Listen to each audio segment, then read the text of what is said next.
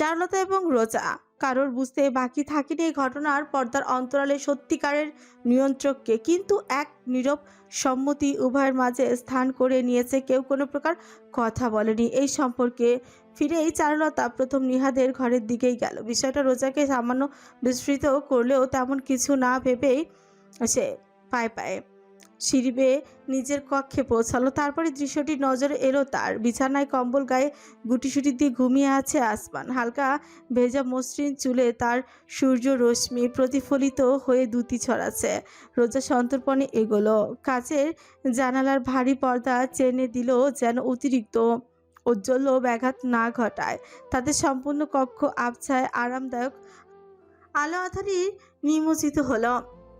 রোজা বিছানার কাছে এলো, ঝুঁকে দেখলো নিজের ছাদকে। বড্ড প্রশান্তির নিদ্রায় বিচরণ করছে সে। কিছু উপলব্ধিতেই অর্ধাঙ্গিনীর বাকি নেই। বিছানার পাশে বসে অতি যত্নে আসমানের কপালে হাত বুলিয়ে দিল রোজা। তারপর ঝুঁকে স্নেহের চুমো আঁকলো। দুঃসাহস দেখিয়ে পুষ্ট অধর ছুঁয়ে দিল নিজের কোমল আদর। বিড়বিড় করলাম, ধন্যবাদ আমার চাঁদ। সরে যেতে চাইলেও সম্ভব হলো না। তার একটি হাত অতর্কিতে চেপে ধরল ঘুমন্ত আসমান। জোরালো একটি টানে রোজা রীতিমতো তার বুকে আশ্রয় পড়ল। কমলের অন্তরালে তাকে আড়াল করে নিয়ে নিজের উষ্ণ আলিঙ্গনে চেপে নিল আসমান। চোখ না খুলে ঘুম জড়ানো কঞ্চে ফিসফিস করল। ঘুমাও। প্রথমটা স্থির হয়ে থাকলো, পরবর্তীতে হাসি ফুটলো রোজার অধরে। আঁকড়ে ধরল সে আসমানকে। নয়ন বুঝলো অতি প্রশান্তি নিয়ে এই সুখের আলিঙ্গন সে কোনোদিনও সমাপ্ত করতে চায় না। মেরিডিয়ান ভার্সিটি বিশ্ববিদ্যালয় হলের পিছন দিকে প্রায় 50 বছর আগেকার এক গোরস্থানের উপস্থিত রয়েছে। তেমন কোনো চিহ্ন অবশিষ্ট নেই, শুধুমাত্র উপর নিচ বন্ধুর পথের মাটি এবং অযত্নে শুষ্ক পাতা আবৃত ভূমি বাদে। তার একদম পাশ ঘিরেই বয়ে গেছে নর্দমা জলবদ্ধতা। নিরসরে এটির খনন করা হয়েছিল বছর 5 আগে। তার পাশ ঘিরেই মলিন স্থান জুড়ে তাজা পুষ্পরাজের ছড়াছড়ি। হাসনায়না, গোলাপ, গন্ধরাজ, রজনীগন্ধা, বেলি, অভাব নেই কোনো কিছু। সুঘ্রাণ সমস্ত পরিবেশ এক ভিন্ন আবেশে মাতিয়ে তুলেছে যেন। ভার্সিটির অনেক শিক্ষার্থী ভিড় করে দাঁড়িয়ে আছে আশেপাশে। হলের সামনে সড়ক পথে একটি গাড়ি এসে থামলো। ভেতর থেকে বাইরে পদার্পণ করল রোজা। তার সঙ্গী আরিয়ান, অভিষেক, সাবিয়া, অনির্বাণ আহমেদ নিজের রিপোর্ট এবং সামনের কাজগুলো নিয়ে ব্যস্ত রয়েছে। এই স্থানে এসে সবার আগে এসেছে তথ্য সংগ্রহের জন্য। তাই আজ আসেনি। সাবিহা আহনার মাকে বাইরে নামতে সাহায্য করলেন। শুধু তিনি নন, আজ মালিহার বাবা মাও এসেছেন এই বিশ্ববিদ্যালয় প্রাঙ্গণে। সকলে এগোতে এগোতে রোজা অপেক্ষা করতে থাকলো। কয়েক মিনিটেই তার অবসান ঘটলো। একটি জিপ এসে থামলো। এক লাফে নামলো চারুলতা। তারপর পেছনের ডেক থেকে ইলেকট্রনিক হুইলচেয়ার বের করে আনলো। রোজা এগুলো সাহায্যে প্যাসেঞ্জার সিটে বসে থাকা নিহাতকে সাহায্য করলো হুইলচেয়ারে বসতে। তারপর ঝুঁকে মোলায়েম কণ্ঠে জিজ্ঞেস করলো, তুমি নিশ্চিত যে তুমি এখানে থাকতে চাও? সামান্য হেসে মাথা দোলালো নিহাত। উঁচু নিচু পথে হুইলচেয়ার বয়ে যাওয়া কষ্টকর, তাই চারুলতা পেছন থেকে শক্তভাবে ধরে রাখলো যেন কোনো ক্রমে নিহাত ভারসাম্য না হারায়। রোজা এবং সবাই তাদের উপস্থিতি হতে দেখে সকলে ফিরে তাকালো। সামান্য কৌতূহলী দৃষ্টি নিক্ষিপ্ত হলো হুইলচেয়ারে বসা নিহাদের উদ্দেশ্যে, কিন্তু বান্দা নির্বিকার দৃষ্টি তার আবদ্ধ সামনে ফুলে ফুলে সজ্জিত ভূমি থেকে। গত কিছুদিন আগে আহনার অবশিষ্টাংশ এখান থেকে উদ্ধার করা হয়েছে। সকল প্রয়োজনীয় তথ্য, উত্তাপ এবং নমুনা সংগ্রহের পর দ্রুততম সময় তা আহনার মায়ের নিকট হস্তান্তর করা হয়। এখানেই তার দাফনের সিদ্ধান্ত হয়। স্থানটি পরবর্তীতে বিশ্ববিদ্যালয় কর্তৃপক্ষের পক্ষ থেকে বিশেষভাবে সংরক্ষণ করা হবে। অপরাজেয় শিক্ষার্থী পরিষদ প্রধান হিসেবে ইতিমধ্যে কয়েক দফায় কর্তৃপক্ষের সঙ্গে বৈঠক করতে হয়েছে রোজা এবং বাকিদের। যে হলে অহনাকে নৃশংসভাবে খুন করা হয়েছে তার নাম পরিবর্তন করে সম্পূর্ণ মেয়েদের হলে পরিণত করা দাবি উপেক্ষা করা সম্ভব হয়নি বর্তমান কর্তৃপক্ষের পক্ষে। মেরিডিয়ান একাডেমি হল 1 এর বর্তমান নাম অপরাজিতা হল। অহনা নামক এক অপরাজিতার তরে যে মহাকাব্য রচিত হয়েছে তার যথাযথ সম্মান প্রদানের দায়িত্ব যেন সকলে নিজ কাঁধে তুলে নিয়েছে। ন্যায় প্রতিষ্ঠিত হয়েছে, অপরাজিতা যেন তা করে দেখিয়েছে। ক্ষমতার মসনদ ও ছাড় পায়নি সত্যের কবল থেকে। জিসান আহসান বর্তমানে হাসপাতালে চিকিৎসাধীন। অবস্থার উন্নতি ঘটলে তাকে বিচারের মুখোমুখি করা হবে। পূর্ব থেকে আটককৃত ব্যক্তিদেরও দ্রুত বিচার ট্রাইব্যুনালের অধীনে নিয়ে যাওয়া হয়েছে। ইকবাল আহসানের পদত্যাগ কেন্দ্র করে সরকারের অধীনে অনেক ব্যক্তির অবস্থানই নড়বড়ে হয়ে উঠেছে, যার দরুন ভঙ্গুর অবস্থানকে থেকে শক্ত অবস্থানে ফিরতে ন্যায় বিচার প্রতিষ্ঠায় বাধ্য সরকার এবং নেমেসিস। সকলের মুখে মুখে বয়ে চলা কিংবদন্তি হয়ে বেঁচে আছে সে। মুসলিমের আস্থা, ক্ষমতার ত্রাস যেন নেমেসিস আবারও সুবিচার প্রতিষ্ঠা করবে কোনো এক প্রয়োজনে। তাই হয়তো আধা জগতে পাপীদের পাপ কার্য সম্প্রদানে হাত কেঁপে ওঠে এমনই এক প্রভাবশালী অস্তিত্ব নেমেসিস।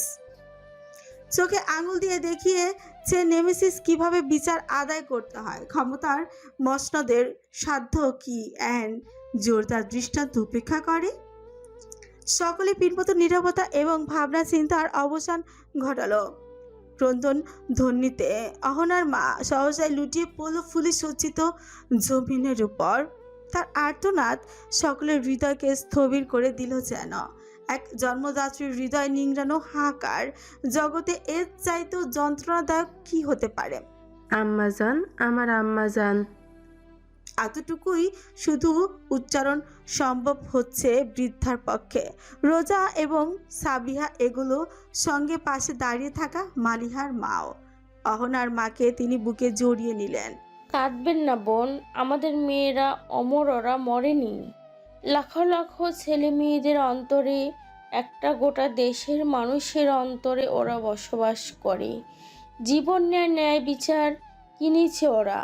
এমন দুঃসাহসী জন্মদাত্রী হওয়ার সৌভাগ্য কতজনের হয় বলুন তো? মালিহার মাকে আঁকড়ে ধরে কেঁদে গেলেন অহনার মা। দৃশ্যপট লক্ষ্য করে সকলে নিজেদের নয়নে জমা অশ্রু মুছে নিল, কেউ বা ঝরতে দিল। বিশ্ববিদ্যালয়ের অনেক শিক্ষকও উপস্থিত রয়েছেন জাহিদ সকলের সামনে। তিনি আন্দোলনেও সক্রিয় ভূমিকা রেখেছেন। তাকে ঘিরে সকল শিক্ষার্থীর অবস্থান। কর্তৃপক্ষের তরফ থেকে ছোট্ট একটি বক্তব্য রাখলেন তিনি। ভরসা দিলেন নিজের ভাই বোন সন্তানদের মতন শিক্ষার্থীদের এক সুস্থ সমুজ্জ্বল ভবিষ্যৎ উপহার দেয়ার। অহনা এবং মালিহা মেরিডিয়ান তথা গোটা দেশের ইতিহাস তাদের উৎসর্গ স্মরণ করবে আজীবন। রোজা মনোযোগ দিয়ে জাহিদের কথা শুনছিল। তখন অতর্কিত তার কাঁধে হাত রাখলো কেউ। ঘুরে তাকিয়ে অহনার মা এবং মালিহার বাবা মাকে লক্ষ্য করে সে থমকে গেল। অহনার মা রোজার মাথায় হাত বুলিয়ে বললেন, তুমি আমার আম্মাজানের লাইগা যা করছো তা মনে হয় আপন রক্তও করে না আম্মা। তোমারে কি কমু মুই জানি না, শুধু দোয়া থাকবে এই জন্মদাত্রীর আত্মার প্রশান্তিরে দিছো তুমি। তোমায় খুব ভালো হইব। ধন্যবাদ দিয়ে তোমার অবদানকে ছোট করব না। আমাদের মেয়েরা যদি জীবন দিয়ে এই ন্যায়ের পথের অবদান রেখে থাকে, তবে তুমি অবদান রেখেছ নিজের নেতৃত্ব, শ্রম এবং রক্তবিন্দু দিয়ে। বহু প্রচেষ্টা হয়েছে তোমাকে দমানোর, কিন্তু তুমি দমে যাওনি, নির্ভীক গড়ে গিয়েছ। তোমার প্রতি আমার অশেষ শ্রদ্ধাবোধ মা। দোয়া করি জীবনে খুব সুখী হও আর এভাবেই ন্যায়ের পথে চলো। মালিহার মায়ের কথায় রোজা নয়নে চলচলে করে উঠল। কোনো বাক্য উচ্চারণ সম্ভব হলো না তার পক্ষে। সাবিহা, আরিয়ান এবং অভিষেকও। মালিহার মা বললেন, আমার মেয়ের সহপাঠী ও বন্ধু বান্ধব তোমরাই ওর উৎসাহ, প্রেরণা, সব কিছু। তোমাদের এই ত্যাগ, এই লড়াই এবং আমার মেয়ে অহনা তথা গোটা দেশের জন্য দৃষ্টান্তমূলক এই ন্যায় বিচার এনে দেওয়ার মহাযাত্রা কথা স্মরণে থাকবে সকলের আজীবন। আমার মেয়ের তো নেই, কিন্তু তোমরা আছো। তোমাদেরই প্রার্থনায় রাখবো আমি। তোমরাই আমার ছেলে মেয়ে। Aunty, aunty. আবেগ ধরে রাখা সম্ভব হলো না। আরিয়ান, সাবিহা এবং অভিষেক একযোগে ঝাঁপিয়ে পড়ল মালিহার মায়ের বুকে। অতি স্নেহে আপন সন্তানদের মতন তাদের আগলে নিলেন তিনি। আলিঙ্গনের উষ্ণতায় সিক্ত করলেন এমন এক আবেগী দৃশ্য শিক্ষকদের নয়নও অশ্রুতে ভরপুর হতে বাধ্য করল। সকলে যখন এক অনুভূতি খচিত মুহূর্তে ব্যস্ত, তখন নিজের হুইলচেয়ার নিয়ে অহনার কবরের নিকটবর্তী হলো নিহাত। এক নজর চেয়ে থাকলো আনমনে। পকেট থেকে বের করলো একটি মাত্র তাজা টিউলিপ।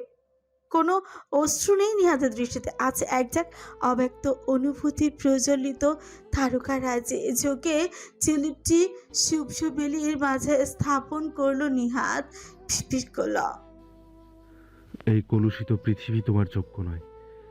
ওপারে ভালো থেকো লেডি ফিঙ্গার। দীর্ঘ মুহূর্ত নীরবতা, তারপরই সহসায় মৃদু কণ্ঠস্বর ভেসে এলো পাশ থেকে। অনুভূতি জন্মেছিল। উবু হয়ে হুইলচেয়ারের পাশে অবস্থান করা চারুলতার অবয়বে দৃষ্টিপাত করল নিহাত। সামান্য বিস্ময় ফুটল তার সুদর্শন চেহারায়। পরবর্তীতে তার রূপান্তরিত হলো নির্মল হাসিতে। একটু প্রথমবারের মতো নিহাতকে সৎ জবাব দিতে উপলব্ধি করে চট করে ফিরে তাকালো চারুলতা।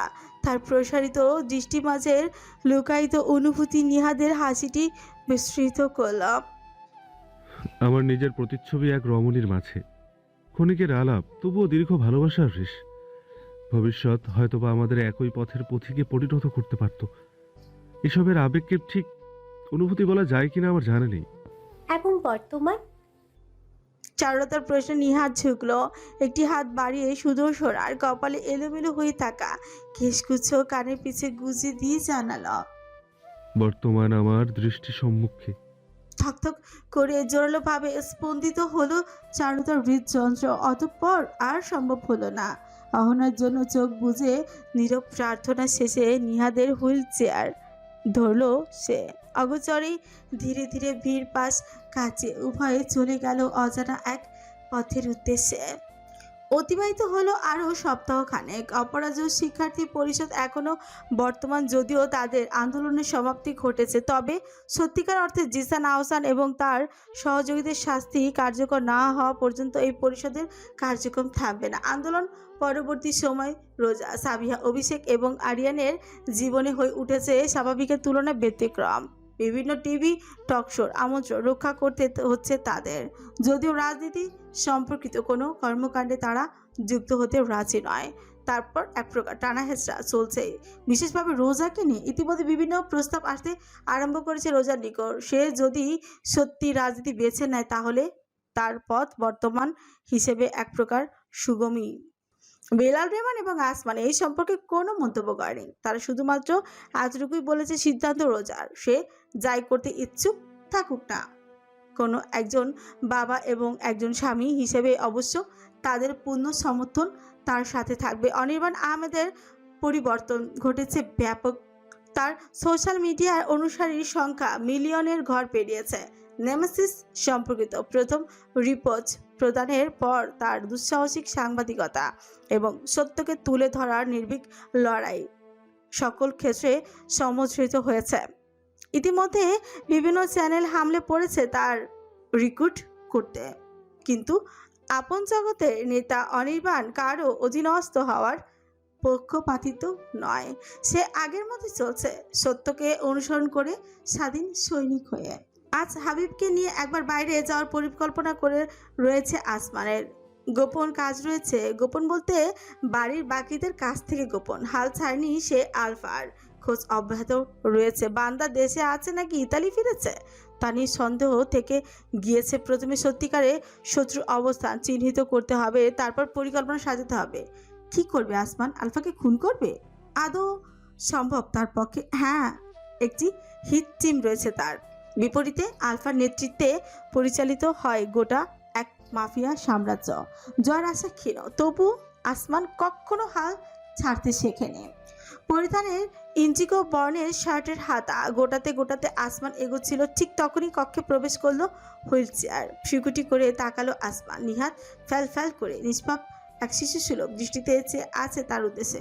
ঘন্টা দুয়েক আগে চারুলতা এবং নার্স তাকে ব্যায়ামের জন্য জিমে নিয়ে এসেছিল তা আসমান দেখেছে, কিন্তু এ ছেলে এখানে কি করছে?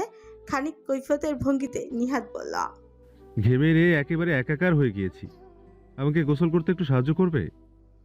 অদূর ফাঁক হলো আসমানে, তবে প্রশ্ন করার পূর্বেই নিহাত উত্তর চেয়ে চলে এলো। ওই পেতনি, চারু একটা জরুরি কাজে বাইরে গিয়েছে। আর নার্স, আমি ছেলে মানুষ, তার কাছে লজ্জা লাগে।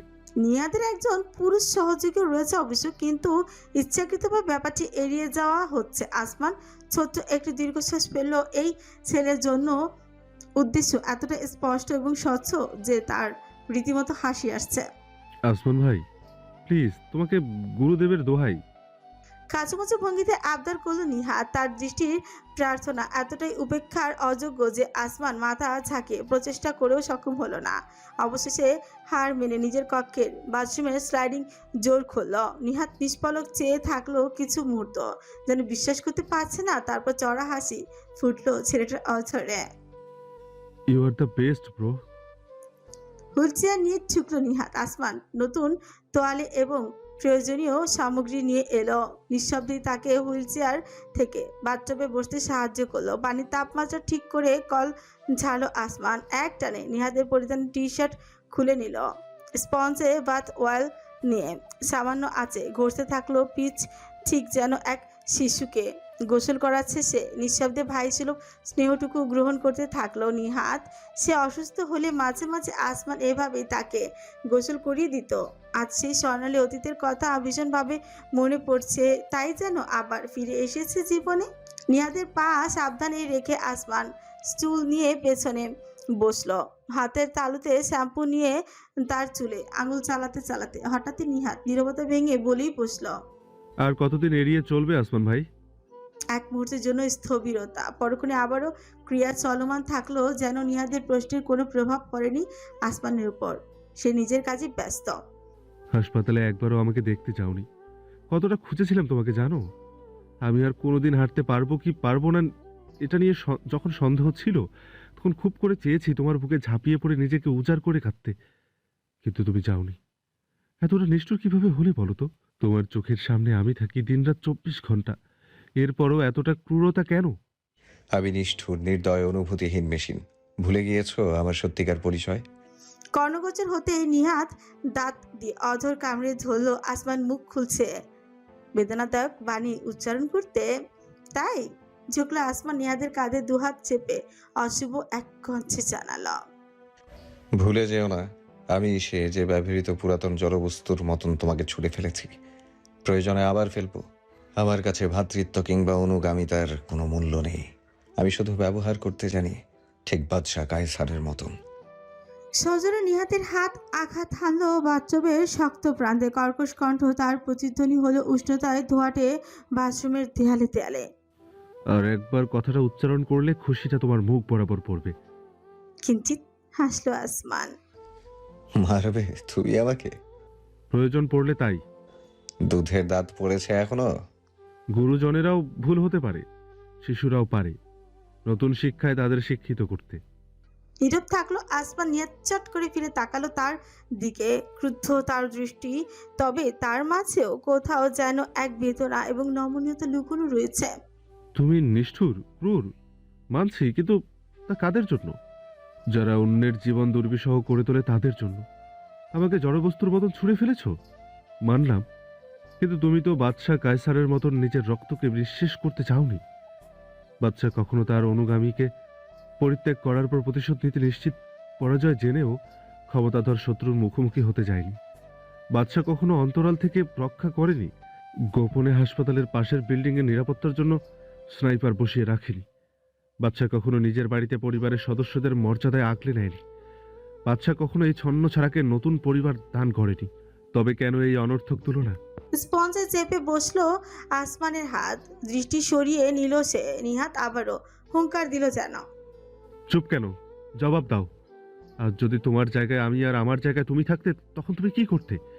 এভাবে পাষাণের মতন নিজেকে দূরে সরিয়ে দিতে? কিসের অপরাধ বোধ তোমার? ভাইয়ের কাছে ভাইয়ের কোনো অপরাধ বোধ থাকতে পারে? যদি সুযোগ থাকতো তবে কি তুমি আমাকে রক্ষায় এই আলফার গোটা বাহিনীকে এক ঝটকা নিঃশেষ করে দিতে না? কোনো জবাব আসছে না। নিহাদের আবেগের চিৎকারের সীমা ছাড়লো যেন। আসমানের কলার চেপে ধরলো সে, উচ্চ শব্দে বলল, তোমার তো একটা গোটা পরিবার আছে, কিন্তু আমার কি আছে? আমার কাছ থেকে আমার ওসমান ভাইকে কেন কেড়ে নিচ্ছ? তাকে কেড়ে নেওয়ার অধিকার তোমার আছে, স্বার্থপর কাপুরুষ। নিহাদ, আসমানের হাত উত্তোলিত হলো, চর বসালো নিহাদের কপালে। প্রতিক্রিয়ায় বাথটবের দেয়ালে ধাক্কা খেলো সে। পানির উচ্ছলন, অতঃপর পিনপত নীরবতা। কয়েক মুহূর্ত রুদ্ধশ্বাস অবস্থান। ধীরে ধীরে বুক ফিরিয়ে তাকালো নিহাদ। চেহারায় তার কান্না মাখা এক পরিতৃপ্তির হাসি। আর সহ্য হলো না আসমানের।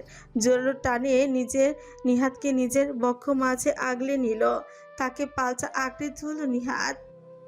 ওসমান ভাই, নিহাদ, আমাকে ভালোবাসো তাই না? খুব। আমিও তোমাকে ভালোবাসি। ক্ষমা করে দিও এই অধম ভাইকে। তুমি আগলে নিয়েছো এই অনেক। দীর্ঘ এক মুহূর্ত আবেগের বিনিময় ঘটল দুটো মানুষ, একজন গভীরতা এবং অপরজন প্রফুল্লতা আড়ে নিজেদের অনুভূতি সংগোপনে লুকিয়ে অভ্যস্ত। তবে আজ তাদের মাঝে অপরাধবোধ কিংবা অভিমানের দেয়াল গুড়িয়ে গিয়েছে। জয়ী হয়েছে ভ্রাতৃত্বের, রক্তের সম্পর্ক নেই তবুও অন্তরের এই নিগুড়ো টান যেন তার চাইতো ব্যাপক। অবশেষে আসমান আলিঙ্গন ভাঙলো, নিহাদের অশ্রু মুছিয়ে দিয়ে মাথায় হাত বোলালো। বিড়াল ছাড়ার ন্যায় সগর্বে তা গ্রহণ করল নিহাদ। আসমানে কুঞ্চিত হলো, বলেই বসলো, আমি জানি তুমি দরজার বাইরে আছো, ভেতরে এসো রোজা। জোরপূর্বক হাসি ফুটিয়ে দরজা পেরিয়ে উক্কি দিল রোজার হাস্যজ্জ্বল মুখ। আরে না না না, আমি আর বিরক্ত হব না। You to continue. ফুলটুসি, আসো আসো। আসমান ভাইয়ের তুলনায় তোমার হাত নরম বেশি। একটু মাথাটা ধুয়ে দিয়ে যাও। সত্যি সত্যি মাথা ঝুঁকিয়ে ধরলো নিহাদ। তাতে খিলখিল করে হাসলো রোজা। শুকুটি করলো আসমান, মাথায় হালকা ছাটি দিয়ে বলল, এই না বললে তুমি পুরুষ মানুষ, লজ্জা লাগে? রোজা তো আমার 10টা না 5টা না, একটা মাত্র ভাবি চান। ও যদি আমাকে... পাশ থেকে স্পঞ্জ তুলে তৎক্ষণাৎ নিহাদের মুখে ঘষে দিল আসমান। তাতে বেচারা ভরকে গিয়ে পানিতে আশ্রে পড়ল। ওয়াক, থু। আমার বইয়ের থেকে দূরে থাকবে তুমি। এমন প্রতিহিংসা আল্লাহ সহ্য করবে না। উভয় ভাইকে নিজেদের সহজাত রূপে ফিরে আসতে লক্ষ্য করে রোজা নিজের হৃদয় অদ্ভুত এক প্রশান্তি অনুভব করলো। অবশেষে বোধ হয় সত্যি সুখ ফিরে এলো রেবান পরিবারের মানুষগুলোর মাঝে। কিছুক্ষণ বাদে নিহাদের গোসল সেরে তাকে নিচে নিয়ে গেল আসমান। হল ঘরে বসে থাকা চারুলতা, হাবিব এবং বিলাল যেন অভিভূত পূর্ব দৃশ্যের সাক্ষী হলো। সিঁড়ি বেয়ে নেমে আসছে আসমান, তার কাঁধে উপর হয়ে ঝুলছে নিহাদ, পেছনে রোজা হুলচাটি টেনে নিয়ে আসছে। আর চোখে নিহাদের মাঝে দৃষ্টি বিনিময় করলো বেলাল এবং চারুলতা। পরিকল্পনা তবে কি সার্থক? গভীর জলের ফিশ, আমি গভীর জলের ফিশ, পাবলিক তাই নাম দিয়েছে খোকা 420। শারাপ। নিহাদের বেসুরো সুর বন্ধ হলো আসমানের চপাচে। খিলখিল ধ্বনি তুলে হাসতে আরম্ভ করলো সে। আসমানের গ্রীবা জড়িয়ে ধরে জিজ্ঞেস করলো, আবার ওজন জানো? আমি বহন করতে পারবো না এমন নয়। বয়স হয়েছে তোমার, কোমরে ব্যথা উঠলে আমি দায়ী নই। ছুঁড়ে ফেলবো একদম সিঁড়ির নিচে। হুমকি দিলেও তা আসমান করলো না, বরং নিচে নেমে সাবধানে নিহাদকে সোফায় বসিয়ে দিল। তারপর দৌড়ে ফিরে গেল রোজার কাছ থেকে হুইলচেয়ার নিয়ে সিঁড়ি বেয়ে নিচে নামিয়ে এনে রাখলো। কেউই তাকে নিহাদের সঙ্গে সম্পর্কের উন্নতি কিংবা অবনতি নিয়ে কিচ্ছুই জিজ্ঞেস করলো না। সোফায় বসা নিহাদ ততক্ষণে হাবিবের দিকে নজর দিয়েছে। একটি গিটার নজর কেড়েছে তার। কিরে মামুর বেটা, তুই কবে থেকে গিটার বাজ হলি? আমার বোনের জন্য কিনেছে। তা এখানে কি শো অফ করতে এসেছিস? তোর বেতন বেড়ে গিয়েছে নাকি? দীর্ঘশ্বাস ফেলে মাথা নেড়ে হাবিব জবাব দিল, আসমান ভাইয়ের কাছে একটু জানতে চেয়েছিলাম যে আরে রাখ তোর আসমান ভাই, মিউজিকের গুরু তো আমি। ও কাজকলা বোঝে, সারাদিন প্রস্তর যুগের বিরহের গান শোনে। তোর বোনের কি বিরহের গান গাওয়ার বয়স? আমাকে দেখ খালি আমার ক্যালমার। হাবিবের অনুমতির পরোয়া না করে নিহাদ গিটারটা কেড়ে নিল রীতিমতো। অতঃপর, টুনি আমার জানেরই জান পরাণের পরাণ, টুনির মায়েরে খাইতে দিমু সুপারি আর পান, টুনি বধূ সাজবো, টুনি লজ্জা পাইব, টুনি রে লইয়াই আমি বাসর সাজাবো। হতবিহ্বল আসমান এতটা বাজখাই এবং তালহীনয় কণ্ঠস্বরে ঝংকার তার বুক কাঁপিয়ে দিচ্ছে যেন। কিন্তু রেমান পরিবারের বাকিদের তাতে কোনো ভ্রুক্ষেপ নেই। তারা নিহাত নামক এক পাগলাটে পুরুষের উন্মাদনায় যোগ দিয়েছে। চারুলতাও কাককণ্ঠী গলা ছেড়ে যোগদান করেছে পৃথিবী কাঁপানো কনসার্টে। হাবিবও তালে তালে হাততালি দিচ্ছে, যদিও তালের মায়ের বাপ করে ছেড়েছে নিহাত। সব থেকে রোমহর্ষকর ব্যাপার, বিলাল এবং রোজা পাঞ্জাবি ডান্সের মতন খানিক অদ্ভুত অঙ্গভঙ্গি করে কনসার্টের পেকআপ ডান্সের হিসেবে যোগ দিয়েছে। শুধুমাত্র আসমান তাদের মাঝে হয়ে রয়েছে। কিছুতেই হজম হচ্ছে না এই কারবার। ও টুনির মা তোমার টুনি কথা শোনে না, যার তার লগে ডেটিং মারে আমায় চেনে না। নিহাত বেসুরো ভয়ানক কণ্ঠস্বর এবং হাতের গিটারের মারাত্মক কর্কশ আর্তনাদে সঙ্গীতটি শোনালো হাহাকারের মতন। হতবিহ্বল আসমান সোফায় বসে এক দৃষ্টিতে তাকিয়ে থাকলো। চারুলতা হাবিব যোগদান করেছে নিহাদের সুর বেসুরের রাজত্বে। অপরদিকে শ্বশুর বৌমা জুটি সোফার পেছনে তালে তালে নৃত্য শৈলীতে ব্যস্ত, যেন ক্লাবের জোরদার মিউজিকের মাঝে ছেড়ে দেওয়া হয়েছে দুই নেংটি ইঁদুরকে। গিটারখানি নিহাত আঙুল চালাতে চালাতে প্রায় ভেঙে ফেলেছে। ধপধপে শব্দের সম্পূর্ণ মেঘতি জুড়ে যেন ভূকম্পন খেলে যাচ্ছে ক্ষণে ক্ষণে। চারিপাশে দক্ষ চোখের দিকে অসহায় দৃষ্টিতে চেয়ে চেয়ে একটি দীর্ঘশ্বাস ফেলল আসমান। কপালে হাত চালালো। অসম্ভব, সে এই মানসিক বিকারগ্রস্ত পরিবারের সদস্য হতেই পারে না। কিন্তু ঠিক পর মুহূর্তে পরিবারের প্রত্যেক সদস্যের মুখে অকৃত্রিম হাসির উদ্গীরণ লক্ষ্য করে আসমানের অন্তর অনুভূতির জোয়ারে সিক্ত হলো। এমন একটা পরিপূর্ণ পরিবারই তো তার স্বপ্ন। অবশেষে এই পরিবার পূর্ণতা পেয়েছে, উদিত হয়েছে সুখ সূর্য। সকলের আনন্দের অগোচরে মুষ্টিবদ্ধ হলো আসমানের হাত। আর লুকোচুরি নয়, লড়বে সে, লড়বে তার পরিবারের সুখের তরে। আলফা হোক কিংবা রফা কায়সার, প্রত্যেক শত্রুর ভয়াল থাবা থেকে নিটল হিমালয় হয়ে রক্ষা করে যাবে সে তার প্রশান্তির নীড়কে। অতিবাহিত হয়েছে 3 মাস। শীতের শুষ্কতাকে বিদায় করে প্রকৃতিতে আগমন ঘটেছে ঋতুরাজ বসন্তের। তারও বিদায় বেলা ঘনিয়ে এসেছে প্রায়। দিবাকরের তেজস্বী রশ্মি অদূর হতে আগত গ্রীষ্মে জানান দিচ্ছে সগর্বে। তবুও নব্য প্রফুল্লতায় পূর্ণ হয়ে ওঠা প্রকৃতি আপন মহিমায় সু উজ্জ্বল। বৃক্ষলতার ভাঁজে ভাঁজায় রঙিন পুষ্পরাজে এই বেরং নগরেও বর্ণের স্বপ্নজাল বুনে রেখেছে নাম না জানা পাখির দলের কিচিরমিচির সুধার আধার। ঝাঁক বেঁধে নিড়ে ফেরার দৃশ্য তাদের এই নিষ্প্রাণ নগরেও নতুন জীবন দান করে। দীর্ঘ অথচ জীবনের হিসেব তুচ্ছ।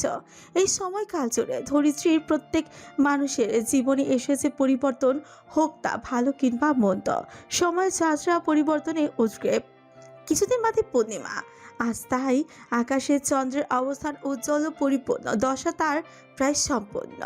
সামান্য অংশ আধার নিমজ্জিত মেঘরাজে ক্ষণে ক্ষণে এলোমেলো ভঙ্গিতে আলো ছায়ার খেলায় মেতেছে। এর মাঝে একটি আধ ভাঙা দেয়ালের পুরো আস্তরণে পা ছড়িয়ে বসে আছে আসমান। দৃষ্টি তার সুদূর দিগন্তে, যেখানে উকি দেয়া চন্দ্র যেন বায়ুতে কাঁপতে থাকা মোমবাতির শিখার ন্যায় প্রচলিত। বায়ু জুড়ে থোয়াচ্ছে এক তামাক জাতীয় গন্ধের পাশাপাশি তীব্র ঝাঁঝালো আবেশ। তাজা রক্তের ঘ্রাণ হিংস্র পশুদের উন্মত্ত বাসনায় শিকারে ছাপিয়ে পড়তে এই মাতাল করা আবেশটুকু যথেষ্ট যেন। ঠিক সামনেই আবর্জনের স্তূপের মতন এলোমেলো ছড়িয়ে আছে গোটা চারেক মৃতদেহ। কোনো ভ্রুক্ষেপ নেই অমানিসার। দেয়াল বেয়ে দুহাত দুদিকে মেলে হাঁটতে হাঁটতে এগিয়ে এলো হাবিব। এক পলক স্তূপের দিকে চেয়ে পরবর্তীতে আসমানের দিকে ফিরল। কোনো প্রশ্ন উচ্চারিত না হওয়া সত্ত্বেও বলতে আরম্ভ করলাম, আলফা ইতালিতে ফিরে গিয়েছে সেদিনই। কোনো একটা ঝামেলায় আছে, সে যতটুকু জানা সম্ভব হয়েছে। তাই আপাতত কোনো প্রকার ঝুঁকি নেই। এর বেশি কারো কিছুই জানা নেই। আলফা সম্পর্কে তথ্য খুবই কম। নিশ্চয়ই শুনে গেল আসমান। আকাশ আলফার সাথে আছে। কেবি গ্রুপের সঙ্গে ঝামেলার সময় সে নিজের একটি চোখ হারিয়েছে। শোনা গেছে আলফার সহযোগী একটি চোখে আইপ্যাচ পড়ে থাকে। সে আকাশ, তাতে সন্দেহ নেই। কি এমন জরুরি কাজ আলফার? যাতে তার প্রতিশোধের আগ্রাসন বিঘ্নিত হয়? প্রশ্নটি ধ্বনিত হলো না, আসমানের অন্তরেই রয়ে গেল। এক মুহূর্ত কি যেন ভাবলো সে, তারপরে চট জলদি উঠে পড়লো, প্যান্ট ছেড়ে হাবিবের দিকে তাকালো, তারপর জমাকৃত মানবদেহের স্তূপের দিকে। সদা সতর্ক থাকতে হবে। শত্রু কখন কোন দিক থেকে কোন রূপে আঘাত হানবে তার নিশ্চয়তা নেই। অন্তত এইবার কোনো প্রকার ঝুঁকি নিতে আমি রাজি নই। তবে কি আপাতত আলফা খোঁজ অভিযান সমাপ্ত? মাথা তুলে সম্মতি জানালো আসমান, তারপর স্তূপের পানে চেয়ে আদেশ করল। Burn this. অতঃপর একবারও তার পেছনে ফিরে তাকালো না অমানিসা। চুপচাপ গাড়িতে উঠল, প্রতিমধ্যে হাইট আউচে থেমে পোশাক এবং রূপ বদলে পুনরায় ফিরে এলো। পথ ধরল বাড়ির। মেঘুতি জুড়ে এক উষ্ণ মহল বিরাজমান। আসমান ঢুকতে হলঘরে আবছা আলো আধারির খেলা আবিষ্কার করল। চারিপাশে আলো নিভিয়ে দেওয়া হয়েছে। 44 ইঞ্চির টিভিখানা দেখাচ্ছে সিনেমা থিয়েটারের ন্যায়। সোফায় গুটিসুটি দিয়ে আছে চারুলতা এবং নিহাত, উভয়ের দৃষ্টি আবদ্ধ পর্দায়। স্পিকারে ধীরে ধীরে সিনেমায় চলমান সঙ্গীতের আবহ ভেসে এলো। আমার দিলের উলে লিখতে বোঝার নাম রে, সে আমার প্যারে লাল রে, প্যারে লাল রে, সে আমার প্যারে লাল রে, আমার প্রেমের ফাঁদে ফেসে যাবে যে মাল রে, সে আমার প্যারে লাল রে, প্যারে লাল রে, হে আমার প্যারে লাল রে। ইস ছি, এসব কোন ধরনের রিলিক্স? চারুলতার মুখ ভেঙছে বিরক্তি প্রকাশ করতেই পাশ থেকে নিহাত ইচ্ছাকৃতভাবে গানের সঙ্গে সঙ্গে চিৎকার করে গাইতে থাকলো। চল হাটা হাটা হাটা এসব আতেল কথা, সন্দেল কি রানী, don't be funny, I am your raja. Charu তৎক্ষণাৎ নিহাদের কোমর বরাবর পা তুলে একই ধাক্কা দিল, তাতে বান্দা সোফায় উল্টেই পড়লো। খিলখিল করে হাসতে হাসতে গাওয়া জারি রাখলো। নেশা নেশা লেগেছে প্রেমের নেশা, তাই মজনুতে বেলাকে শেষা। চুপ বেত্তমিজ। নিহাতের মুখ চেপে ধরল চারুলতা। বিপরীতে তার হাত দুখানা আঁকড়ে নিহাত ফ্রুট নাচিয়ে বলল, ইস, তোমাদের ইংরেজি গানে চোখ মিটি লাইফ চিন্তা। ডাইনি। অতর্কিত গলা খাকারি দেওয়ার আওয়াজে নিহাত এবং চারুলতা উভয় সম্পূর্ণ স্থবির হয়ে পড়ল। পাশ ফিরে তাকাতে আসমানকে লক্ষ্য করলো, বুকে দুবাহু ভাঁজ করে তীক্ষ্ণ দৃষ্টিতে চেয়ে আছে। কোনো কিছু বিবেচনা না করে চারুকে একটা ধাক্কাই দিল নিহাত, তাতে বেচারি সোফা থেকে উল্টে নিজের মেঝেতেই পড়লো থাপ্পাস করে। আহা, আসমান ভাই। তড়িঘড়ি করে উঠে বসে প্রফুল্ল দৃষ্টিতে তাকালো নিহাত। এমন এক অভিব্যক্তি তার চেহারায় যেন কিচ্ছু হয়নি। রোজা কোথায়? স্থির প্রশ্ন ছুঁল আসমান। নিহাত মাথা চুলকে জবাব দিল, তোমার বউয়ের খবর আমার কাছে চাইছো কেন? আমি কি ওর অ্যাসিস্ট্যান্ট? যদি না চাও একটু আগের দৃশ্য নিয়ে আমি মন্তব্য করি তাহলে। হয়েছে হয়েছে, আমার ভুল হয়েছে, আমাকে ক্ষমা করে দেন। আপনার বউ নিজের ঘরে আছে, সে তো আমার মতন বেকার আর এই পেতনির মতন অকর্মার ঢেকি না যে বসে বসে টিভি দেখবে। আসমান মাথা তোলালো, তারপর সিঁড়ির দিকে এগোলো। স্পষ্ট টের পেল মেঝে থেকে হাসড়ে পাশড়ে উঠে দাঁড়িয়েছে চারুলতা। সোফার কুশন তুলে নিয়ে সে রাগান্বিত মার মুখী ভঙ্গিতে হুঙ্কার দিল, বেইমানের ঘরে বেইমান। নিহাতের মাথায় আশ্রে পড়লো আক্রমণ। ঠিক টিকির বাচ্চা। কি, তুমি আমার ড্যাডকে টিকটিকি বললে? আসুক ড্যাড আজকে। বিলাল কাকু তো দরবেশের বংশধর, কিন্তু মেয়ে বানিয়েছে শয়তানের উত্তরসূরি। পাল্টা আরেকটি কুশন আঁকড়ে চারুলতার ক্রমাগত আক্রমণ প্রতিহত করে গেল নিহাত। আমি শয়তানের উত্তরসূরি হলে তুমি সেই অভিশপ্ত অ্যাস্টেরয়েড যার আঘাতে মিলিয়ন বছর আগে পৃথিবী থেকে ডাইনোসর জাতি বিলুপ্ত হয়ে গিয়েছিল। তুমি সেই পারমাণবিক বোমা যার ধাক্কায় হিরোশিমা নাগাসাকি ধ্বংস হয়ে গিয়েছিল। তুমি 14 শতাব্দীর সেই ব্ল্যাক ডেথ প্ল্যাগ যাতে 100 মিলিয়ন মানুষ মারা গিয়েছিল। তুমি তাহলে ঘূর্ণিঝড় আইলা, যার কারণে গোটা দেশ লণ্ডভণ্ড হয়ে গিয়েছিল। শিক্ষামূলক বিনোদন। শিরের উপরে দণ্ডায়মান আসমানের মন্তব্য চারুলতা এবং নিহাত থমকে গেল। মাঝপথে একজন অপরজনের চুল চেনে ধরে রেখেছে। ওই অবস্থায় ভারী নিঃশ্বাস প্রশ্বাস ফেলছে উভয়ে, তবুও কেউ কাউকে ছাড় দিতে রাজি নয়। আসমান মাথা কাত করে আবার বলল, সিসিমপুরের ইক্রিও তোমাদের থেকে বেশি বুঝদার। তোমার বোন জাউরা নাম্বার 420 হলে সেটা আমার দোষ? তোর শিশু নেড়ি কুকুরের বাকালে ঝোলে সেটা আমার দোষ? তৎক্ষণাৎ চারুর কেশরাজি জোরসে টেনে ধরল নিহা। চট্টগ্রামের দুর্বোধ্য ভাষা বেরিয়ে এলো কঞ্চ থেকে। আর ফুম্মারার লাই ফ্যাট ফুরুত দে তোর? পাল্টা তার ঘাড় চেপে ধরলো চারু সজরে, চিপে ধরে দাঁত কিরমির করে বলা, এমন কাজা খস্তানের ভাষা বলা শুরু করবো যে তোমার চাটগাইয়া ভাষা রুমের কোণে হাউমাউ কান্না করবে। তোর মেজাজ নোয়াইলি আর শান্তি হইতো না। জারি রইল টম অ্যান্ড জেরির লড়াই। কুশন দুটো ফেটে তুলো উঠছে চারিপাশে। ইতিমধ্যে আঙুলের ভাঁজে ভাঁজে উভয়ের চুল ছিঁড়েও উঠে এসেছে, তবু ক্ষান্ত নেই। আসমান দৃশ্যপটের চেয়ে এক দীর্ঘশ্বাস ফেলল, তারপর উপরে উঠে এলো। অজান্তেই অধর মাঝে মৃদু এক হাসির রেখা প্রস্ফুটিত হলো তার।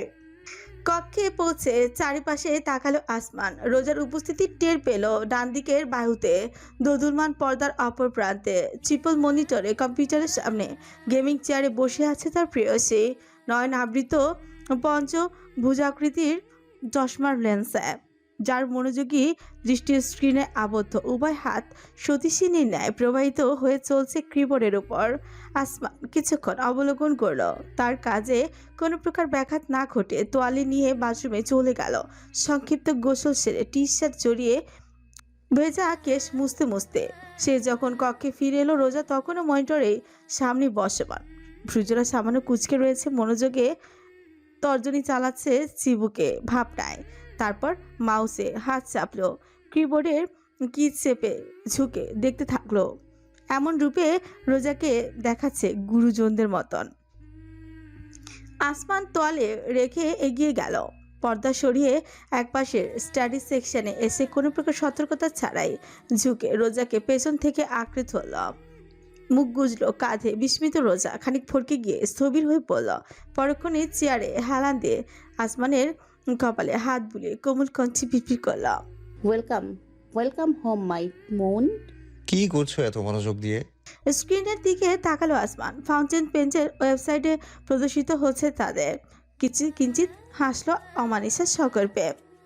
ওহ, ভুলেই গিয়েছিলাম। আমার জ্যোৎস্না তো এখন একজন বিখ্যাত মানুষ, সোশ্যাল ইনফ্লুয়েন্সার। তেমন কিছু নয় আসমান। কে বলেছে তেমন কিছু নয়? কম্পিউটার ডেস্কের দুপাশে হাত ঠেকিয়ে মুখ নত করে রোজার দৃষ্টিতে দৃষ্টি মেলালো আসমান। জিজ্ঞেস করল, শুনেছি সকালে তাহমিদ এসেছিলেন দেখা করতে তোমার সাথে। তুমি কিভাবে জানলে? বোকার মতো প্রশ্ন করে রোজা পরক্ষণে হেসে ফেল। আসমানের ভ্রুজোড়া কুঞ্চন অবলোকন করে জানালো, এসেছিলেন তিনি এবং তার দলের কয়েকজন নেতা। বাবা ছিলেন তখন, বলেছেন যদি আমি রাজনীতিতে আগ্রহী থাকি তাহলে তারা আমার সঙ্গে কাজ করতে ইচ্ছুক। আমি তুমি কি উত্তর করলে? ডেস্কের উপর রাখা আসমানের হাতের পিঠে নিজের হাত স্থাপন করে রোজা জানালো, রাজনীতিতে ইচ্ছুক নই। ওইসব নোংরা ক্ষমতার খেলা আমার দ্বারা সম্ভব নয়। তার চেয়ে আমি একজন আলোচক হব। যেহেতু নির্দিষ্ট জনগোষ্ঠীর মাঝে আমার মতামতের মূল্য রয়েছে, সেহেতু আমি ন্যায় অন্যায়ের ভিত্তিতে আলোচনা করব, মত প্রকাশ করব। হোক তা যে কেউ, সরকার কিংবা বিরোধী দল। ক্ষমতার ওই ঔদ্ধত্য যেন অহংকারে শাসককে অন্ধ না করে দেয়। তার জন্য এমন কিছু আলোচক থাকা প্রয়োজন। কি বলো? আসমান দীর্ঘ সময় জুড়ে রোজার দিকে তাকিয়ে রইল, তারপর ঝুঁকে কপালে কপাল ছিকিয়ে পড়ল, ভালো সিদ্ধান্ত। আমি তোমার পাশে থাকবো সব সময়। ধন্যবাদ। তুমি কিছুক্ষণ বিশ্রাম নাও, আমি নিচে গিয়ে রাতের খাবার গরম করে নিচ্ছি। হল ঘরের অবস্থা শোচনীয়, তোমার যাওয়ার প্রয়োজন নেই। মানে? সোজা হয়ে দাঁড়িয়ে এলোমেলো সিক্ত কেসে আঙুল চালালো আসমান, জবাব দিল, টম অ্যান্ড জেরির এপিসোড চলছে, তার মধ্যে তোমার বুলডগ হয়ে না ঢোকাই শ্রেয়। নিহাত চারু আবার নীরবে সম্মতি জানালো আসমান। রোজা একটি দীর্ঘশ্বাস ফেলে হাসল, ঢেকি স্বর্গে গেলেও ধান বানে। মনে হয় না এই দুজন কোনোদিনও শুধরাবে। নিহাতকে না হয় মানা যায়, বেটা জন্ম থেকেই টেরা, কিন্তু চারুলতা অবিশ্বাস্য। আমার কি মনে হয় জানো? আসমান প্রশ্নবোধক দৃষ্টিতে তাকালো রোজার উদ্দেশ্যে। প্রেয়সী তার নাটকীয় ভঙ্গিতে বুকে হাত রেখে সুর ধরল, আমাদের নেহাদ আর চারুলতার মাঝে কুছ কুছ হতা হ্যায়। Nice joke. আমি মজা করছি না, তুমি খেয়াল করে দেখেছো ওরা একে অপরের দিকে কেমন দৃষ্টিতে তাকায়? এই বুঝি কামড়ে দেবে এমন দৃষ্টিতে? আসমান, আমি সিরিয়াস। অধৈর্য হয়ে রোজা চেয়ার ঘুরিয়ে পিছনে ফিরল। মুখোমুখি হলো প্রিয়তমর। এমনটাও তো হতে পারে ঝগড়ার আড়ালে ভালোবাসা লুকানো রয়েছে। এটা কি কৈশোরের দুরন্ত প্রেমের উপন্যাস নাকি? তোমার আমার মাঝে কেমন ভাবে প্রেম হয়েছিল চিন্তা করো। আসমান বুকে দুবাহু ভাঁজ করে তির্যক হাসল। তোমার আমার প্রেম? হুম, তার সঙ্গে কোনো কিছুর তুলনা করা অসম্ভব। রোজা সামান্য লজ্জাবোধ করলো, তার চেহারার লালিমা প্রকাশ পেল স্পষ্ট। দৃষ্টি হটিয়ে পাশে তাকে পিপির করলাম। আমার চাঁদ এতটা বিবেচক হলো কবে থেকে? নতুনভাবে ভালোবাসতে শেখার পর থেকে। চেয়ারের হাতলে দু হাত স্থাপন করলো আসমান। ঝুঁকে এলো সন্নিকটে। তার আধ ভেজা কেশরাজে থেকে শ্যাম্পুর সুঘ্রাণ ভেসে আসছে। রোজা চেয়ারে সুকঞ্চিত হয়ে পড়ল। আসমানের আঙুল ধীরে ধীরে তার কপল ছুঁয়ে গেল। অত্যাধিক শীতল স্পর্শ। পথিমধ্যেই অগ্নুপাতের উত্তাপ বিলিয়ে তা রোজার গ্রীবায় এসে ঠেকল। আসমান, কোন মন্ত্র জালে বশ করেছো আমায় তুমি প্রিয়তমা? তুমি হিনা অন্য কিছু চিন্তায় অনিচ্ছুক এই অন্তর। আমার জগৎ জুড়ে শুধু তোমার খেয়ালের বসবাস। আসমানে কৃষ্ণ গহ্বর জুড়ে নব্য প্রস্ফুটিত পুষ্প সদৃশ্য কোমলতা। অনুভূতির চলচলে আবেদনে পরিপূর্ণ ওই শোষণ গহ্বর, যার নিগুড় আধার জুড়ে শুধুমাত্র জ্যোৎস্নার প্রতিফলন। তুমি এভাবেও তাকাতে জানো আমার চাঁদ? অভূতপূর্ব এক বিস্মৃত হাসি ফুটল আসমানের পুষ্ট অধরে। কপালে কলঙ্ক তাতে সামান্যতম বাদ সারতেও সক্ষম হলো না, বরং আপন মহত্বে উদ্ভাসিত হয়ে করে তুলল মাধুর্যের হাসিখানি। সম্মোহিত হয়ে পড়ল রোজা সম্পন্ন। তার বিনুনি পাকানো কেশের মাঝে আঙুল জ্বালিয়ে খুলে ফেলল আসমান। একগুচ্ছ তুলে ধরল নিজের অধরে, ছুয়াল। তোমার সম্মুখে অমানিসার সমর্পণ ঘটেছে। এমন সৌভাগ্যের যোগ্য আমি? পরাশক্তিকে আয়ত্তে নিয়েছো তুমি। যোগ্যতার মাপকাঠি গুড়িয়ে গিয়েছে। সাধ্য কি তার তোমায় বিচার করবে? শক্ত একটি চোখ গলাধকরণ করল রোজা। আসমানের প্রতিটি বাক্য তার হৃদয়ে বারংবারে আন্দোলিত করে তুলছে। প্রগাঢ় আবেগের উচ্ছলন সহ্য করা দায়। শির দ্বারা চান চান করে বসে। আসমানের টি শার্টের বুক খামচে ধরে নিকটে টানল রোজা। বিলিয়ে দিল নিজেকে প্রিয়তমর অধরে আসক্তিতে। কিঞ্চিত তৃপ্ততার হাসি হাসল আসমান। পরক্ষণে সাড়া দিল গভীর থেকে গভীরতর আবেগের সামনে আত্মসমর্পণ করে স্বইচ্ছায়। ক্রমশ দীর্ঘ হলো অনুভূতির বিনিময়। কেউই একে অপরের মুক্ত করতে রাজি নয় এই আবেশ থেকে। আসমানের শক্তিশালী পেশিবহুল বাহু জড়িয়ে গেল রোজার কোমরে। চেয়ার থেকে নিজেকে কোলে তুলে নিল অর্ধাঙ্গিনীকে। রোজা সামান্য পিছু হটল, কিন্তু অতৃপ্ত আসমান চোখের চশমা খুলে চেয়ারে ফেলে তাকে পুনরায় নিকটে টেনে অধরে দখল নিল। পর্দা সরিয়ে একপাশের বিছানায় এসে সন্তর্পণে বুঝল সে। কোলে তার জ্যোৎস্না। রোজা নিজেকে মুক্ত করে ভারী নিঃশ্বাস ফেলে জর্ণকঞ্চে পিপির করল। একটু পরেই বাবা এসে পড়বেন ডিনারের জন্য। চাঁদ, আই ডোন্ট কেয়ার। রোজার গ্রীবায় আড়াল হলো আসমানের স্নেহ। শিউরে উঠছে তার চুল আঁকড়ে রোজা বলল, আমি কেউ ডাকতে এলে জবাব দেওয়ার প্রয়োজন নেই। যা বোঝার বুঝে নেবে ওরা। কি অসভ্য। রোজার চাটিতে খিলখিল ধ্বনি তুললে হাসলো আসমান, বলল, দিন দিন ব্যাপারটা উল্টো হয়ে যাচ্ছে বলো। জঙ্গলি বিল্লি থেকে রসকসহীন হয়ে যাচ্ছে। ক্লান্ত হয়ে গিয়েছো আমাকে নিয়ে। তড়িৎ খেলে গেল রোজার শরীরে। কিছু বুঝে ওঠার আগে এক ধাক্কায় আসমানকে বিছানায় ফেললো। সামান্য বিস্মিত হলো অমানিসা। রোজা, আমি মজা কর। বাক্য সমাপ্ত করা সম্ভব হলো না। অর্ধাঙ্গিনী তার কপালে স্নেহের স্পর্শ ছোঁয়ালো। কপাল বেয়ে দ্রুতই তা নেমে এলো গ্রীবাদেশে। অসাধ্যেই অধরে অধর চেপে বিছানায় চাদর আঁকড়ে ধরল আসবার। স্পন্দন তার সীমা ছাড়িয়েছে। প্রতিক্রিয়া লক্ষ্য করে তির্যক হাসল রোজা। মৃদু কঞ্চে বলল, এবার বলো কি বলছিলে জানো? আমি রসকসীন? উত্তরে হেসেই তাকে শক্তভাবে বুকের মাঝে আলিঙ্গন করে নিল আসমান। ভালোবাসাময় সেই আলিঙ্গন ক্রমশ সুগভীর হলো। অনুভূতির চাদরে একে অপরকে আবৃত করে ফেলল চাঁদ এবং জ্যোৎস্না। তাদের রাতের খাবারের জন্য ঠিকই ডাকতে এসেছিল চারুলতা, কিন্তু নিহাত বাধা দিল। ফোনের স্ক্রিন দেখালো, তাতে আসা মেসেজ দুটো প্রসারিত দৃষ্টি মেলে লক্ষ্য করলো Charu. Disturb and I will kill you. Cafe lofi.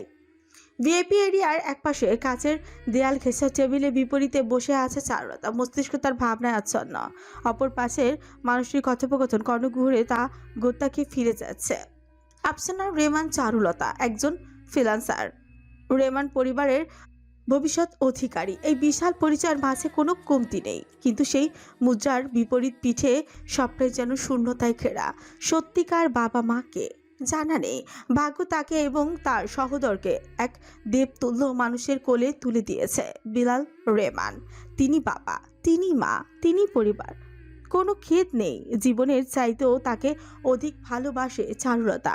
ছোটবেলা থেকে কোনোদিন অভাব অনটন কি তার টের পায়নি, করেনি সংগ্রামও, কিন্তু তাই বলি কি সুশিক্ষার কমতি ছিল? হুম। বিলাল নিজের সন্তানদের আপন আদেশে গড়ে তুলেছেন। চারুলতা হয়েছে প্রতিবাদী, স্বয়ংসম্পূর্ণ, আত্মনির্ভরশীল এক আধুনিকা সত্তা। অপরদিকে চিত্রলেখা নিজের দেশ ও সংস্কৃতির প্রতি শ্রদ্ধাশীল, সাহিত্য সঙ্গীতের প্রতি দুর্বল এবং শেখর সম্পূর্ণ এক স্নিগ্ধ অস্তিত্ব। আধুনিকতার ছোঁয়া তার মাঝেও ছিল, কিন্তু কোমলতা এবং নমনীয়তায় ভরপুর ছিল চিত্র, যার ধারণা ভালোবাসা দিয়ে পৃথিবীর সবকিছু জয় করা সম্ভব। যমজ হওয়ার কারণে দুই বোনের মাঝে সর্বদা এক ভিন্ন ধরনের টান বিদ্যমান ছিল। স্কুল কলেজেও যত দাঙ্গা চারুলতার নিজের চড়া মেজাজ এবং প্রতিবাদী স্বভাবের কারণে বাঁধিয়েছে, তা নিরসনে চিত্রর ভূমিকায় ছিল অগ্রগামী। আপাত দৃষ্টিতে হুবহু এক দেখতে অস্তিত্ব দুইটি সম্পূর্ণ ভিন্ন হৃদয়ের অধিকারী ছিল, তবুও তাদের মাঝে কোনো খেদ সৃষ্টি হয়নি যতদিন না আসমান নামক এক সুপুরুষ চিত্রর জীবনে আসে। অমানিসা এক গভীর প্রভাবে কখন যে তার হৃদয় হরণ করে নিয়েছিল চারু টেরটুকু পায়নি, কিন্তু সেই নিশ্চিত অনুভূতি কোনোদিন ব্যক্ত হয়নি। যমজের খুশির তরে জীবনে সর্বপ্রথম উৎসর্গ বুঝি চারুর সেটাই ছিল। তারপর একদিন হুট করে তার জীবনে খুঁটি তার যমজ হারিয়ে গেল আজীবনের জন্য। বিলাল এবং আসমানের সামনে কোনোদিন নিজেকে প্রকাশ করেনি চারুলতা, কিন্তু সত্যিকার অর্থে তার যন্ত্রণাটুকুর সঙ্গে জগতের কোনো বিষাদের তুলনাও পাপ। যমজ হারিয়েছে সে, নিজের অবিচ্ছেদ্য অংশকে হারিয়েছে। আপন অংশ হারিয়ে কি মানুষ বেঁচে থাকতে পারে? কিন্তু চারুলতাকে বাঁচতে হয়েছে পরিবারের জন্য, পিতার জন্য, আর সহোদরের প্রতিশোধ আদায়ের জন্য। আসমানের লড়াইয়ের সঙ্গ দিয়েছে যে সে যেভাবেই সম্ভব, যতটুকু সম্ভব সর্বদা অন্তরালে রেখেছে নিজের অনুভূতি। বিষাদ হোক কিংবা ভালোবাসা, তার সুদর্শন অবয়ব ব্যতীত কিছুই প্রকাশ পায়নি কটুদিন। নিজেকে গুছিয়ে নিচ্ছিল চারুলতা, বারংবার ভেঙে খান খান হওয়া হৃদয়ের টুকরোগুলো সংরক্ষণ করে রেখেছিল। রাত্রিবেলা কক্ষে বসে একাকী চিত্রলেখার ছবির সঙ্গে কথা বলে সে এখনো। এই সত্যিটা কি কেউ জানে? না, কেউ জানে না, কোনোদিন জানবেও না। এই দিশাহীন জীবনের মাঝে হঠাৎ দমকা হাওয়ার মতন আগমন ঘটে এক পুরুষের, নাম নিহাত। পূর্ব পরিচয় স্মৃতি মোচেও সুখকর ছিল না, সহ্যই হতো না ছেলেটিকে তার একদমই। কিন্তু চারুলতা অস্বীকার করতে পারবে না, এই প্রথম একজন কেউ তাকে সত্যিই সেই হিসেবে মূল্যায়ন করেছে। হোক তা ঝগড়ার মাধ্যমে, মার খেয়ে পাল্টা মেরেছে, পায়ে পা বাঁধিয়ে ঝগড়া করেছে, সমান তালে ভেদাভেদ নেই তাদের মাঝে। নারী পুরুষ, জ্যেষ্ঠ কনিষ্ঠ, কোনো পার্থক্য নেই। সামনেই সমান সমান দুই সত্তা, একে অপরের পরিপূরক। একদিন হুট করে চারুলতার মনে হলো তার ভগ্ন হৃদয়ের অংশগুলো যেন এক মন্ত্রপুত আছার বলে জোড়া লাগতে আরম্ভ করেছে। সে আছা নিহাত। উপলব্ধিতে বেগ পোহাতে হয়নি অসহ্যকর ছেলেটাকে। ধীরে ধীরে প্রচণ্ড চোখে হারাতে শুরু করে সে। ঝগড়া হলেও মুখোমুখি সময়টা যেন উপভোগ্য। নিহাত উধাও হলেই অনুভূত হতো শূন্যতা, কোথাও যেন কিছুর অভাব রয়েছে। সুস্থ হতে আরম্ভ করেছে তার অসুস্থ হৃদয়, উপলব্ধি করে চারু। তারপরই নিহাদের দুর্ঘটনা। কয়েক ঘন্টা যাবৎ সকলে ভ্রান্ত ধারণায় ছিল নিহাত বুঝি বেঁচে নেই। সকলের প্রিয় নিহাত। ওই কয়েকটি ঘন্টা যেন চারুর জীবনের সব থেকে দীর্ঘতম সময়। প্রতিটা সেকেন্ড অতিবাহিত হয়েছে এমন এক প্রকার যন্ত্রণা অনুভব করে, যেন শত সহস্র সূচ বিধে দেওয়া হয়েছে তার শরীরে। অন্তর পুনরায় ভেঙে খান খান হয়েছে, এমনভাবে যে কোনো আঠার মাধ্যমে তা জুড়ে দেওয়া সম্ভব নয়। আপন মনে সিদ্ধান্ত নিয়ে ফেলেছিল চারু, ইতালি ফিরে যাবে, সবকিছু থেকে দূরে একাকী এই পৃথিবীর ভিন্ন কোনো প্রান্তে বসবাস করবে। অন্তরালে থেকে প্রহর গুনবে মৃত্যুর। জীবনের সব থেকে মূল্যবান বস্তুগুলোই সে একে একে হারিয়ে ফেলেছে। এই বেদনা সহ্য করা দায়। অতঃপর নিহাদের বেঁচে থাকার সংবাদ চারুলতাকে ঠিক কেমন অনুভব করিয়েছিল তা সে নিজেও জানে না। শুধু স্মরণে আছে প্রচণ্ড গতিতে ড্রাইভ করতে গিয়ে ট্রাফিক পুলিশের কাছে 5,000 টাকা ফাইন প্রদানের পর বিলাল রেহমান তাকে সরিয়ে নিজের ড্রাইভিং সিটের দখল নিয়েছিলেন। এরপর কোনো দিন ছেলেটার পাশ থেকে সরেনি চারু। ঝগড়া করবে করুক, আঘাত করবে করুক, তবুও সামনে থাকুক সে, অবলোকন করুক চারু। যে ছেলেটা বেঁচে আছে তাকে বিশেষ কিছু অনুভব করার এমন মানুষটি এখনও এই পৃথিবীতে বিদ্যমান। বছর পেরিয়ে হলেও কয়েক সেকেন্ডের জন্য তার সুদর্শন চেহারা এবং শিশুসুলভ দৃষ্টি অবলোকন করতে পারবি সে। অত সব অনুভূতি দোলাচলে এমন এক পর্যায়ে পৌঁছেছে চারুলতা যে চারিপাশে শূন্যতা ব্যতীত আর কিছুই অনুভূত হচ্ছে না। কি করবে সে, কোন উদ্দেশ্যে জীবন তরি বইবে জানা নেই। মিস চারুলতা, কণ্ঠস্বরটি যেন অবশেষে চারুকে আকর্ষিতই করতে বাধ্যই হলো। মাথা ঝাঁকিয়ে সামনে তাকালো সে। বিপরীত প্রান্তে বসা ফর্মাল ব্রাউন স্যুট পরিধানে যুবক তার দিকে চেয়ে আছে হাস্যজ্জ্বল দৃষ্টিতে। ব্ল্যাক আউট হয়ে গিয়েছেন? এতটাই বোরিং লাগছে আমাকে। না না মিস্টার আশিক, আমি আসলে একটা নতুন প্রজেক্ট নিয়ে চিন্তিত, তাই দুঃখিত। বলুন আপনি কি যেন বলছিলেন? আশিক টেবিলে 2 হাত রেখে স্মিত হাসির সঙ্গে বলল, আমি বনিতা করব না মিস চারুলতা, আপনাকে আমার সত্যি ভালো লেগেছে। যদি আপনারও একই মত হয়ে থাকে তবে হয়তো আমরা আমাদের সম্পর্কে এগোতে পারি। জি জি অবশ্যই। হয়তো এটি পারিবারিক বিয়ে। এই সম্পর্কের মাধ্যমে আমাদের পরিবারের ব্যবসায়িক ভিত্তিও মজবুত হবে। তবুও আমি কথা দিচ্ছি, আমি আমার সর্বোচ্চ চেষ্টা করব আপনাকে সুখী করার। আশিক সামান্য দুঃসাহস করে টেবিলের উপর রাখা চারুলতার হাতটা ছুঁয়ে দিচ্ছিল, কিন্তু তখনই পাশে রাখা ফোনটা ভাইব্রেশন করে উঠল। সুযোগ পেয়ে চারুও তৎক্ষণাৎ ফোনটি তুলে ধরল। সিম কোম্পানির অফারে মেসেজ। কিন্তু চকিতে বুদ্ধিতে চারুলতা উঠে দাঁড়িয়ে চেহারায় বিস্ময় ফুচিয়ে পড়লাম।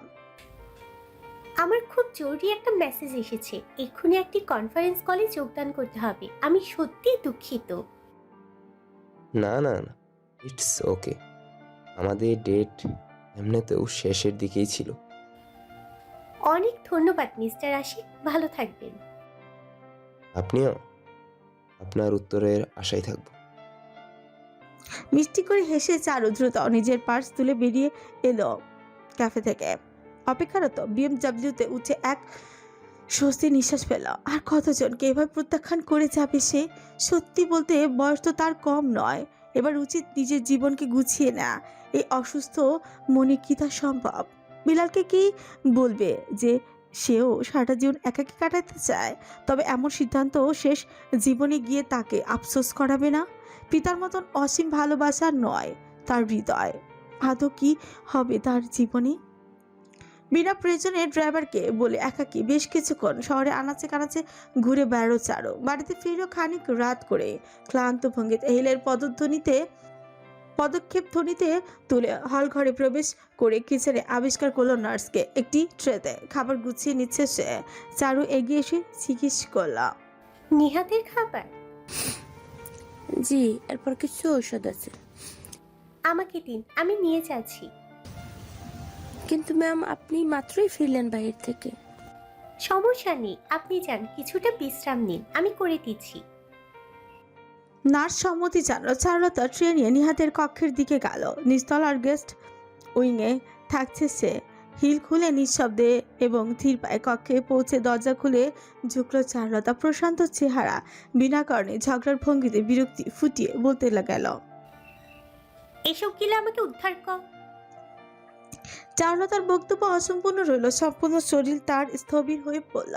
প্রসারিত দৃষ্টি জুড়ে প্রকাশ পেল অবিশ্বাস। সম্মুখের দৃশ্য স্বপ্ন নাকি বাস্তব। কক্ষের একপাশে কাঁচের স্লাইডিং ডোরের সামনে দাঁড়িয়ে আছে নিহাত। হ্যাঁ, দাঁড়িয়ে আছে। নিজের পায়ে ইলেকট্রনিক হুইল চেয়ারে তার পাশেই পড়ে আছে। খানিক অবহেলায় বাহিরের দিকে মুখ করে ট্রাউজারের পকেটে 2 হাত কুচি নিঃশব্দে প্রকৃতি অবলোকন করে চলেছে সে। চারুর হাত ফসকে ট্রে মেঝেতে পড়তে পড়তে বেঁচে গেল। সেটি সশব্দে পাশের টেবিলে রাখলো রমণী। আওয়াজ শ্রবণ হতেই ফিরে তাকালো নিহাত। সামান্য আবর্তিত হলো তার অধর নিখাত হাসিতে। Surprise I guess. চেয়ে রইল রমণী বাকরুদ্ধ হয়ে। দৃষ্টি তার ক্রমশ চলচলে হয়ে উঠল বিনা কারণেই। নিহাত উল্টো খুলল, কয়েক পা হাঁটলো, কোনো প্রকার সাহায্য ছাড়াই। মুচকি হাসল। এবার আমাদের ঝগড়া আরো বেগবান হবে, কি বলো? কয়েকটা বক্সিং ম্যাচ হয়ে যাক। পলকের ব্যবধানে ঘটল ঘটনাটি। নিহাতকে হতবিহ্বল করে দিয়ে চারুলতা সহসে ছুটছে গিয়ে তার বুকে ঝাঁপিয়ে পড়ল। চারুর বাহুদ্বয় জড়িয়ে গেল নিহাতের সুগঠিত অবয়ব জোরে শক্তভাবে। প্রিয়গারও এক আলিঙ্গন। এক মুহূর্ত সম্পূর্ণ স্থির থাকলো নিহাত। পরক্ষণেই পাল্টা জড়িয়ে ধরল সে চারুকে। চাপ প্রয়োগ করে নিজের মাঝে মিশিয়ে ফেলল, যেন একেবারে দীর্ঘ সময় জুড়ে নীরব অব্যক্ত অনুভূতির বিস্ময় অস্ফুট ধ্বনি ভেসে এলো হঠাৎ। চারুলতার মাথায় হাত বুলিয়ে আনলো নিহাত। কানের কাছে মৃদু কণ্ঠে জানালো, আর ইউ ক্রাইং? জবাব এলো না, শুধু শ্রীয়মান ক্রন্দন ধ্বনি। তোমার ডেটকে পছন্দ হয়নি? কিছু উল্টাপাল্টা বলেছি নাকি? এই যেমন তোমার চুলগুলো ঝাড়ুর মতন, কিংবা তোমার গাল দুটো আটার দলার মতন। I hate you. হাসলো নিহাত। চারু নিজেকে ছড়িয়ে নিতে চাইলে তা হতে দিল না এবং বরং দ্বিগুণ শক্তি প্রয়োগ করে রমণীকে নিজে আলিঙ্গনে বেঁধে তার মাথায় অধর স্পর্শ করলো আলতোভাবে। ক্ষীণ কণ্ঠে উচ্চারণ করলাম, আই নো। রেমান গ্রুপ কোম্পানি ভবন। রাত 11:15 দীর্ঘ এক মিটিং শেষে আসমান অবশ্যই কার্যময় দিনটি সমাপ্তি টানার সিদ্ধান্ত নিল। গত বেশ কয়েকদিন যাবৎ কোম্পানির কাজের চাপ বৃদ্ধি পেয়েছে। সরকারি ইস্যুর সমাধান হওয়ায় পূর্ববর্তী ডিল এবং নতুন শুল্ক ভিত্তিক রপ্তানি বাণিজ্যকে কেন্দ্র করে দীর্ঘমেয়াদী পরিকল্পনা ও প্রণয়ন ও বাস্তবায়নে বেশ ব্যস্ত থাকতে হয়েছে। বেলাল নিজেও হিমশিম খাচ্ছেন সবকিছু সামাল দিতে। বাইরে বেরিয়ে কয়েকবার ঘাড় ঘুরিয়ে জড়তা ঠিক করলো আসমান। উষ্ণতার কারণে কোট আগেই খুলে নিয়েছে। শুধুমাত্র বাদামি শার্ট এবং ফর্মাল প্যান্ট পরিধানে গোল ফ্রেমের চশমাটা চোখে রেখেই সে এলিভেটরের দিকে এগোলো। 2জন অ্যাসিস্ট্যান্ট তার বিদায় জানিয়ে নিজেদের অবশিষ্ট কাজ সম্পূর্ণ করতে ছুটল। গ্রাউন্ড ফ্লোরে পৌঁছে গ্যারেজের দিকে আসতে বিস্মিত হলো আসমানকে। তার পোর্শের বনেটে হেলান দিয়ে দাঁড়িয়ে আছে রোজা। প্যাসেল গ্রিন বর্ণের অর্গানজা শাড়ি পরিধানে সঙ্গে ফ্লাওয়ার কাচিং টপ বেশ মানানসই ঠেকছে। অপেক্ষারত সে দৃষ্টি অদূরে আবদ্ধ। তুমি? ঘুরে তাকালো রোজা। আসমানকে খেয়াল করেই বিস্মৃত এক হাসির প্রস্ফুটন ঘটল তার অধরে।